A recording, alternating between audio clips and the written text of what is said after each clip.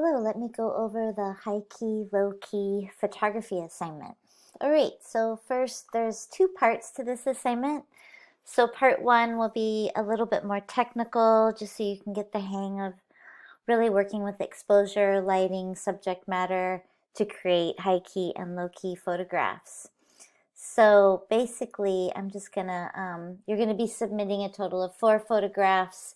Two of the photographs should be looking at high key photography, like what you see here, and two of the photographs should be exploring low key photography. And so you can set these up in your home.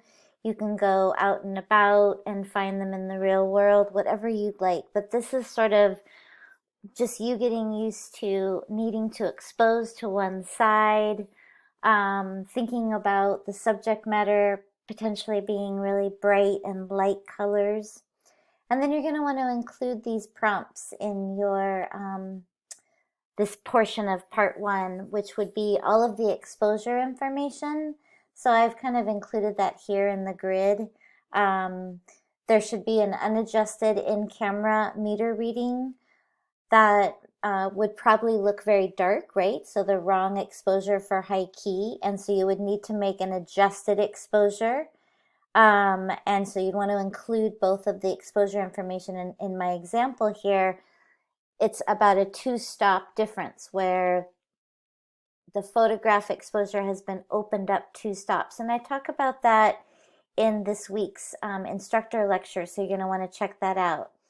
So you'll include all the exposure information. You'll discuss what you learned regarding how your camera is programmed to make an 18% gray exposure, but how oftentimes the scene that you're photographing might need a little bit more under or overexposure, which takes us back to bracketing, which is something that we've already covered.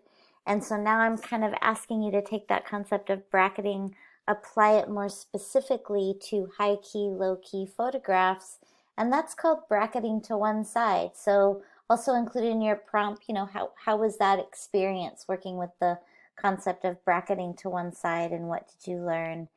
And then did you find this assignment helpful? So basically you're going to be doing a high key series, so a lot of white objects. This is a great example. It's just natural window light, or you could use like a lamp in your room, maybe with or without the shade. But you're not going to want really strong shadows. And these are pretty strong, but just try to be mindful of the light filling the environment in which you're making the photograph, and then using light colored objects will be helpful. And then you're going to do a low key series. And so kind of the opposite, you'll want to watch your exposure. Your camera, again, is trying to make everything 18% gray. This black detail on the side of a building is much darker, so you have to underexpose to get those dark, rich tones. And then you have part two, which is taking these concepts and being more creative. And so, again, going back to the learning unit, throughout the learning unit, there's videos and links where you can kind of get inspired and excited about these concepts. So with the creative part, you're going to submit a total of 2 photographs. And now that you understand kind of the exposure concepts and the importance of lighting, you're going to apply those to something a little bit more creative. And I want you to either make 2 high-key photographs or 2 low-key photographs, or you can make one of each, like the example that I've created for you here. But you're going to, either it can be something that you find in your environment, so like in your daily life. It can be something that you want to set up, like the examples that I've shown. So here's my examples, and with this homework project, I'm asking you to step it up a little as far as I'll keep asking you to submit this technical information, and you can do it in a grid or not. It's just helpful for me when I build these assignments. So I want you to give your photographs a title. I really like seeing that part. The size, you would print them if you could, and that can be small or large. Definitely tell us what kind of camera that you're using, or phone camera, and what type of light. Are you outdoors, indoors? As much information as you want to share with that. And then I'm asking you to also include a drawing, or you can embed an image of your histogram. And there's a, however you want to go about sharing what your histogram looked like. And then in your post, I'd like for you to discuss, did it help learning how to use your histogram, looking at it, paying attention to the highlights and the shadows and the information that was discussed in this learning unit. So I'm just curious if that is a tool that you will continue to use or not. Tell us about your creative process. Discuss your ideas that you were interested in exploring when you were kind of thinking of these high-key, low-key photographs. Talk about how the lighting might have affected your creative process. So the first image is, it's just a really interesting graphic image. It's not a big deal, but you don't always have to make a big deal of every single photograph for this course. I know you guys are busy. But then for the low-key, my low-key example, is a more of a setup. And this was just something that was done in a garage by a student with some clip lamps that they bought at Home Depot. And it's a great example of low-key. And so again, the title, the size of the photograph, I titled this one, Some Things Are Broken. It's also inspired by Melanie Polan, who is a photographer that we talked about in a previous learning unit.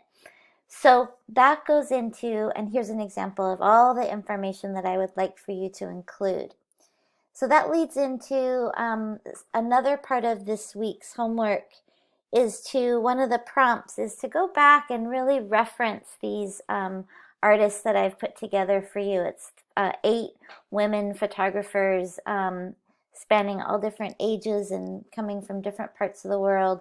Nan Golden is a fabulous photographer. So I want you to pick one of these photographers and look at their work. And you'll notice not every single one of Rinko's photographs is either high key or low key. It's a matter of like noticing how artists work with these concepts. And so you're going to want to look at all these different photographers and then include that in your homework, where you'll explain why you picked the artist and also just reflect on how their photographs might have inspired you or moved you, and just why. I want you guys to learn more and more about other photographers. And then finally for this post, you'll respond to 2 of your classmates' posts with a minimum of 100 words per prompt. So per classmate's post that you'll include. Sorry. And these are ideas. I think they're really great. So I encourage you to reflect on these. It gives you something to build on for your responses to your classmates' work. So you're going to want to include something that maybe you learned from their photographs and reference the contents of the week's learning unit. What was the first word that came to your mind? So if this was one of your classmates' images, you could say thriller, a movie, maybe a title of a book that you've just read. I just called it Some Things Are Broken, so you could give it your own title if you wanted. And then, just talk about one of the photographs in the post, in the post, sorry. And just maybe give 1 or 2 suggestions, some critical feedback on either the subject matter or the lighting or the composition, anything that you want to share. So that's all of the information that you need to be thinking about for this discussion post. Of course, if you have any questions, just shoot me an email via Canvas or come visit me during my office hours. Thanks for listening.